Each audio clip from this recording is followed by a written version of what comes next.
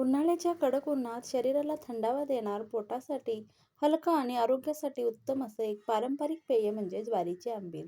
आजच्या व्हिडिओत आपण जाणून घेणार आहोत ज्वारीच्या आंबीलचे फायदे, बनवण्याची पद्धत. हे बाजारात मिळत नाही पण शरीरासाठी अगदी सोन्यासारखं आहे. तर व्हिडिओ शेवटपर्यंत नक्की बघा आणि तुम्हाला जर माझा व्हिडिओ आवडला तर व्हिडिओला एक लाईक आणि चॅनलला सबस्क्राईब नक्की करा. मी ही आंबील 5 लोकांसाठी बनवते तर मी इथे पाव किलो दही घेतलेलं आहे. हे दही एका बाउलमध्ये काढून घ्यायचं आहे आणि त्यामध्ये आपल्याला ही वाटी धुवून थोडंसं पाणी घालून घ्यायचं आहे. तर आपल्याला ह्याच्यामध्ये पीठ कालवायचं आहे, तर बाउल थोडं छोटं पडते, तर दुसऱ्या बाउलमध्ये मी हे दही ट्रान्सफर करते. दुसऱ्या बाउलमध्ये दही ट्रान्सफर करायचं आहे आणि आपल्याला यामध्ये तुम्हाला जेवढी आंबील बनवायची आहे तेवढं पाणी यामध्ये घालायचं आहे. तुमच्या आवडीप्रमाणे तुम्ही दाट किंवा पातळ अशी ही आंबील बनवू शकताय. तर आंबील शक्यतो करून दाटच असते. तर आम्ही एवढं भांडं भरून म्हणजे 5-6 ग्लास आंबील मी बनवणार आहे म्हणून मी एवढं भरून किंवा 1-1.5 ग्लास पाणी मी यामध्ये घातले. यामध्ये मी ज्वारीचं पीठ 4 चमचे घेतलेलं आहे. तुम्ही जर याच्यापेक्षा कमी बनवत असाल तर ज्वारीचं पीठ कमी वापरा. अशा पद्धतीने यामधल्या गुठळ्या मोडून घ्यायच्या आहेत. गुठळ्या व्यवस्थित मोडून घ्यायच्या आहेत. नंतर पीठ आपण जेव्हा फोडणी घालतो तेव्हा ते व्यवस्थित गुठळ्या होण्याची शक्यता असते. म्हणून हे पीठ आहे ना, हे व्यवस्थित अगदी ताकामध्ये किंवा दह्यामध्ये मिक्स करून घ्यायचं आहे. ज्वारीचं पीठ व्यवस्थित मिक्स करून असं हे साईडला आपल्याला ठेवून द्यायचं आहे. याच पद्धतीनं तुम्ही बेसन देखील यामध्ये वापरून बनवू शकताय. दह्यामध्ये पीठ व्यवस्थित मिक्स झालेलं आहे. आता हे साईडला ठेवून देऊ. आता इथे मी 6 ते 7 पाकळ्या लसणाच्या घेतलेल्या आहेत. लसणामुळे याची चव अप्रतिम लागते. लसणाच्या पाकळ्या थोड्याशा जास्तच घ्या. तर मी मोठ्या-मोठ्या 5-6 पाकळ्या घेतल्या होत्या. त्या खूप मोठ्या होत्या म्हणून अशा पद्धतीनं मी एकदम बारीक करायच्या नाही, थोड्याशा आपल्याला त्या फोडून घ्यायच्या आहेत. तर इथे मी 1.5 चमचा तेल घातलेलं आहे. मातीच्या भांड्यात बनवत आहे आणि तेल तापलं का बघते, पण तापलं नाही. तापल्यानंतर गरम झाल्यानंतर कडकडीत त्यामध्ये जिरं आणि मोहरी घातलेली आहे आणि हिंग अर्धा चमचा मी घातलेला आहे. त्यानंतर यामध्ये हिरवागार कढीपत्ता आणि मिरच्या घालायच्या आहेत.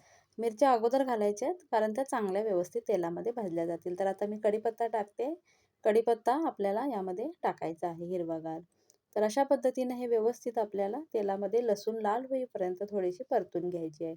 आमच्या कोल्हापूर भागाला शेतकरी लोक कडक उन्हात दिवसभर शेतात काम करताना ते डब्यासोबत आंबलीचे भांडे किंवा किटली नक्की घेऊन जातात. कारण ही आंबील शरीराला थंडावा देते, थकवा कमी करते आणि पोट हलके ठेवते. महागड्या ड्रिंकपेक्षा आपल्या मातीतलं हे पारंपरिक पेय त्यांना खरी ऊर्जा देते.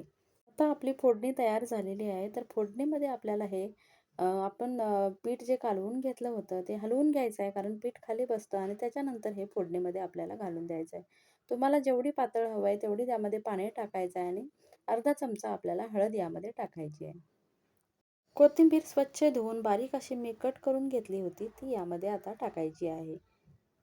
तुमच्या भागाला अशी आंबील बनवतात का? कमेंट सेक्शनमध्ये मला नक्की सांगा आणि व्हिडिओ कसा वाटला ते देखील मला कमेंट सेक्शनमध्ये सांगा.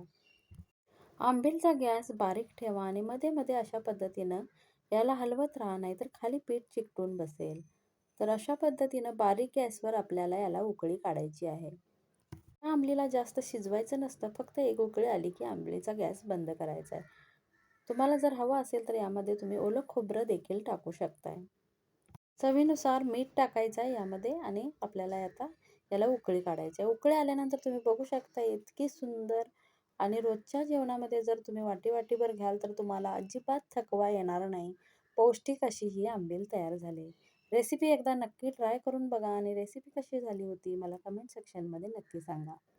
ही आंबील तुम्ही जेवणासोबत घेऊ शकताय, थंड करून घेऊ शकताय किंवा गरम-गरम देखील घेऊ शकताय. तर अशी ही हेल्दी आणि पौष्टिक रेसिपी तुम्ही एकदा नक्की ट्राय करून बघा. पुन्हा भेटूया एका नवीन आणि हेल्दी रेसिपीसोबत. तोपर्यंत बाय बाय.